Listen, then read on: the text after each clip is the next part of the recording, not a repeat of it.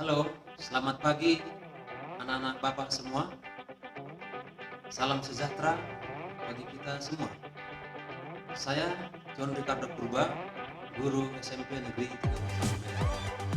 Kali ini kita akan membahas tentang indera penglihatan pada manusia dan serangga. Setelah kita membahas materi ini, maka siswa diharapkan mampu mencapai tujuan pembelajaran, yaitu yang pertama, menjelaskan pentingnya cahaya pada proses penglihatan manusia. Yang kedua, mengidentifikasi bagian-bagian mata serta fungsi. Yang ketiga, mengidentifikasi proses pembentukan bayangan pada mata manusia. Yang keempat, menjelaskan macam-macam gangguan yang terjadi pada indera penglihatan. Yang kelima, mendeskripsikan pembentukan bayangan. Baiklah, anak Bapak semua, untuk selanjutnya mari simak materi atau video berikut ini.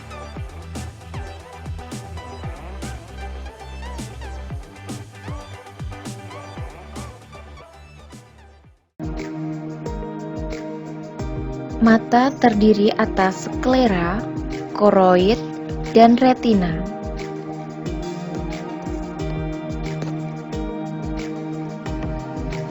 Sklera merupakan selaput jaringan ikat yang kuat dan berada pada lapisan terluar mata yang berwarna putih. Sklera berfungsi melindungi bola mata dari kerusakan mekanis. Koroid adalah selaput tipis dan lembab, lapisan tengah dan sangat peka oleh rangsangan yang berfungsi memberi nutrisi ke retina. Sedangkan kornea merupakan selaput yang tembus cahaya. Melalui kornea kita dapat melihat membran pupil dan iris. Fungsinya sebagai pelindung mata agar tetap bening dan bersih.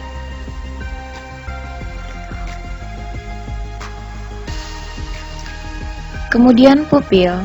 Pupil menentukan kuantitas cahaya yang masuk ke bagian mata menuju retina dan berfungsi sebagai tempat untuk mengatur banyak sedikitnya cahaya yang masuk ke mata.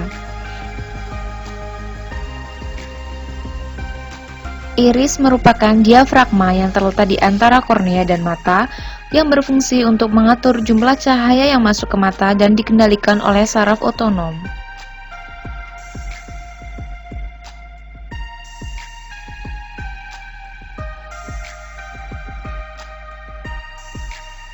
Lensa merupakan bagian mata yang berfungsi membentuk sebuah gambar yang kemudian diteruskan untuk diterima oleh retina. Anterior chamber atau bilik mata terletak di belakang kornea mata, di depan lensa yang berisi cairan aqueous humor yang membantu membawa nutrisi ke jaringan mata. Bagaimana mata kita dapat melihat suatu benda?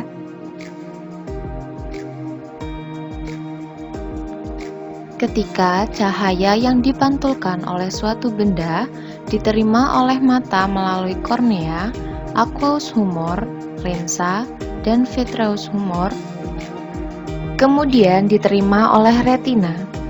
Rangsangan cahaya diterima oleh sel-sel reseptor, kemudian diteruskan ke sel saraf optik dalam bentuk impuls, kemudian rangsangan dikirim ke otak untuk diterjemahkan, sehingga mata dapat melihat. Ketika mata melihat suatu benda, retina akan membentuk bayangan terbalik dengan ukuran lebih kecil daripada benda yang sebenarnya. Impuls saraf dan retina dikirim melalui syaraf optik ke pusat syaraf penglihatan di otak, kemudian otak mengubahnya dalam ukuran yang sebenarnya dan tidak terbalik.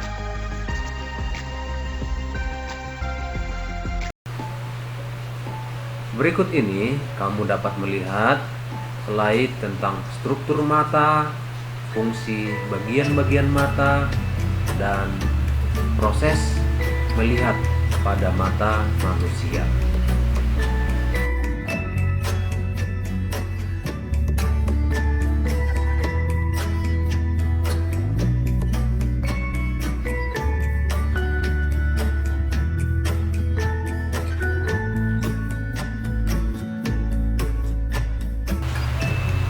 Baiklah, selanjutnya kita lihat gangguan pada mata. Yang pertama, rabun jauh atau miopi, yaitu mata tidak mampu melihat benda-benda yang jauh. Penyebabnya adalah bayangan jatuh di depan retina. Untuk menanggulangi ini, maka digunakan lensa minus atau cekung.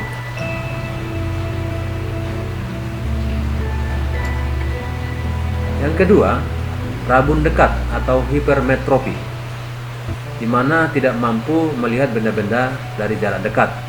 Penyebabnya adalah bayangan jatuh di belakang retina. Untuk menanggulangi ini, maka dipakai lensa positif atau lensa cembung.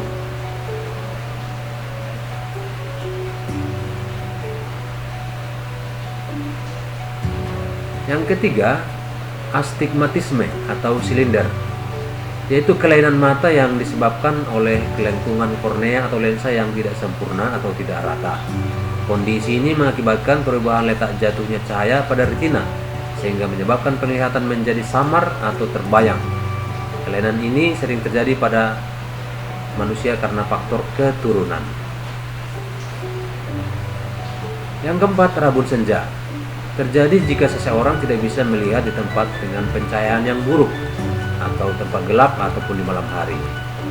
Penyebabnya termasuk katarak, kekurangan vitamin A, dan juga rabun dekat. Yang kelima, buta warna, yaitu tidak mampu melihat warna tertentu atau tidak mampu membedakan satu warna dengan warna yang lain, biasanya warna merah dan hijau. Nah, ini ada tes buta warna. Coba kamu lihat, jika kamu dapat menemukan angka-angka di dalam lingkaran-lingkaran ini, maka kamu tidak mengalami buta warna. Sebagai contoh, ini angka 12, ini angka 2. Selanjutnya kita akan membahas indera pada serangga. Ini beberapa contoh hewan serangga. Bagaimanakah cara serangga melihat sebuah benda? Apakah sama dengan cara melihat pada mata manusia? Manusia memiliki 2 buah mata. Serangga memiliki banyak sekali mata, sehingga disebut dengan mata majemuk. Masing-masing mata serangga disebut omatidium. Omatidia itu kalau jamak, yang berfungsi sebagai reseptor penglihatan yang terpisah.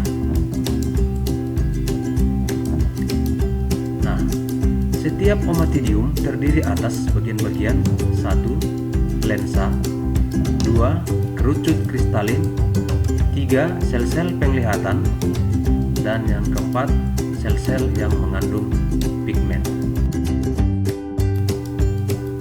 Proses melihat pada serangga. Yang pertama, setiap omatidium akan menyumbangkan informasi penglihatan dari suatu daerah objek yang dilihat serangga dari arah yang berbeda-beda. Kedua, bagian omatidia yang lain akan memberikan sumbangan informasi penglihatan pada daerah lainnya. Kemudian gabungan gambar-gambar yang dihasilkan dari setiap omatidium merupakan bayangan mosaik yang menyusun seluruh pandangan serangga. Sebagai contoh, mari kita lihat lalat rumah. Mata lalat rumah terdiri atas 6.000 bentuk mata yang ditata dalam segi 6 omatidium. Setiap omatidium dihadapkan ke arah yang berbeda-beda, seperti ke depan, belakang, bawah, atas, dan ke setiap sisi, sehingga lalat dapat melihat kemana-mana. Setiap omatidium terdapat 8 neuron sel saraf reseptor penerima cahaya, sehingga secara keseluruhan terdapat sekitar 48.000 sel pengindera di dalam matanya, sehingga mata lalat dapat memproses hingga 100 gambar per detik.